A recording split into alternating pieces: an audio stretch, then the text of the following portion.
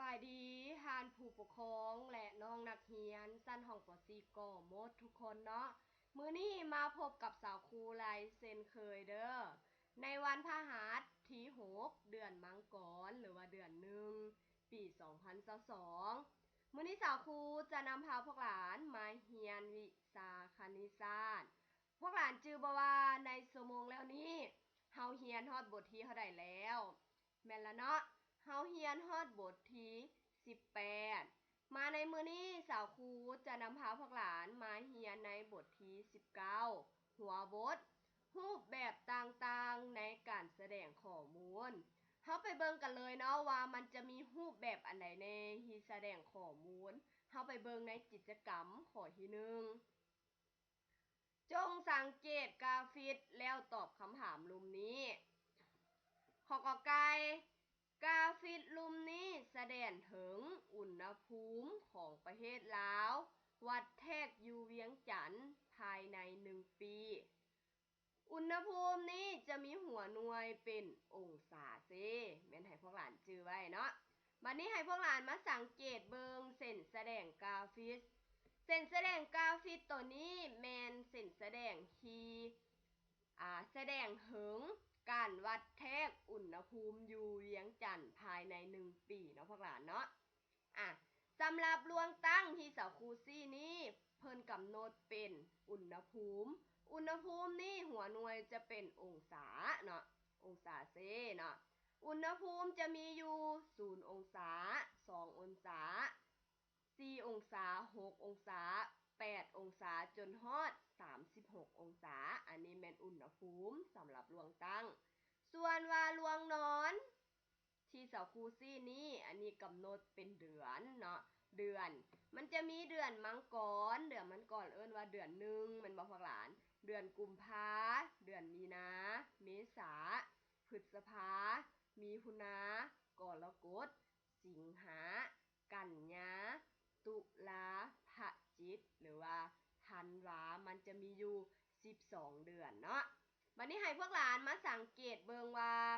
เดือนมังกรนี้จะมีอุณหภูมิเท่าใดองศาให้พวกหลานสังเกตเบิ่งดู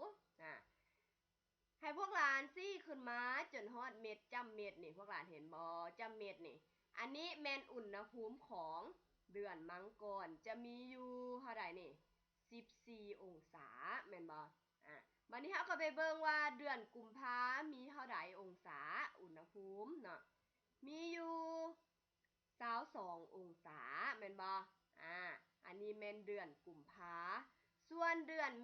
มีนาเนาะเดือนมีนานี่จะมีอุณหภูมิอยู่24องศาแม่นบ่พวกหลานบัดนี้เฮาไปเบิ่งเดือนเมษานี่มีอุณหภูมิอยู่28องศาแม่นบ่บัดนี้เฮาไปเบิ่งเดือนพฤษภาเนาะเดือนพฤษภานี่จะมีอุณหภูมิอยู่ไสเนี่ยอยู่ระหว่างกลางของ30กับ32ต้องแม่นเท่าใดต้องแม่น31องศาแม่นบ่สำหรับอุณหภูมิของเดือนพฤษภาส่วนเดือนมีนาเดือนกรกฎเดือนสิงหาเดือนกันยาเดือนตุลาเดือนพฤศจิกหรือว่าเดือนธันวานี่มีอุณหภูมิเท่าใดนั้นแม่นให้พวกหลานไปสังเกตเบิ่งเด้อบัดนี้ให้พวกหลานมาสังเกตอุณหภูมิที่วัดแทกอยู่เวียงจันทน์ภายใน1ปีนี้เนาะจะเป็นแนวใดเนาะให้พวกหลานสังเกตเบิ่งเนาะอันนี้แม่นซี่ขึ้นเทิงเห็นบ่อันที่ว่าซี่ขึ้นเทิงนี้แม่นอุณหภูมิสูงเนาะอุณหภูมิสูงแม่นบ่แต่เดือน1หาเดือนกุมภานี่อุณหภูมิจะสูงขึ้นแม่นบ่สูงขึ้นอย่างไวเลยแม่นบ่แล้วก็เดือนกุมภาหาเดือนมีนานี่อุณหภูมิจะสูงแต่บ่ไวปานใดค่อยๆขึ้นไปแม่นบ่ส่วนเดือนมีนาหาเมษานี่อุณหภูมิก็จะสูงขึ้นคือกันสูงขึ้นไวก่อนเดือนกุมภาหาเดือนมีนาเนาะแล้วก็เดือนเมษาหาเดือนพฤษภาอุณหภูมิก็จะสูงขึ้นจนฮอด36องศา36องศานี่แม่นเดือนหยังพวกหลานแม่นเดือนกรกฎเนาะเดือนกรกฎนี่อุณหภูมิจะสูงอยู่36องศากับเดือนสิงหาเนาะพวกหลานเนาะส่วนว่ามันเป็นค่อยลงมานี่ แม่นอุณหภูมินี่ต่ำลงเนาะมันจะต่ำลงเนาะพวกหลานเนาะให้พวกหลานสังเกตเบิ่งเด้อวันนี้สาวครูมีคำถามมาให้พวกหลานตอบเนาะคำถามข้อที่1แต่ละเดือนมีอุณหภูมิจักองศาให้พวกหลานเว้ามาเลยว่าแต่ละเดือนนี้มีอุณหภูมิจักองศาเดือน1มีเท่าใดเดือน2มีเท่าใดเดือน3มีเท่าใดหรือว่าอีกอย่างนึงว่าเดือนมังกรมีเท่าใดเดือนกุมภามีเท่าใดเดือนมีนามีเท่าใดองศาจนฮอดเดือนธันวาให้เว้ามาเบิดเลยเนาะสำหรับคำถามข้อที่1ส่วนคำถามข้อที่2อุณหภูมิต่ำสุดเท่าใดและอยู่ในเดือนใดให้พวกหลานไปเบิงเส้นแสดงกราฟิกเลยว่าอุณหภูมิต่ำสุดนี่แม่นเท่าใดเขาก็สังเกตเบิงเลยเนาะอุณหภูมิต่ำสุดนี่แม่น14องศาแม่นบ่14องศาอยู่ในระหว่างเดือนมังกรเนาะบัดนี้คำถามข้อที่3อุณหภูมิสูงสุดเท่าใดและอยู่ในเดือนใดให้พวกหลานไปเบิ่งเส้นแสดงวัดแทกอุณหภูมิเลยเนาะอุณหภูมิสูงสุดนี่แม่นเท่าใดนี่พวกหลานแม่น36องศาอยู่ในเดือนกรกฎและเดือน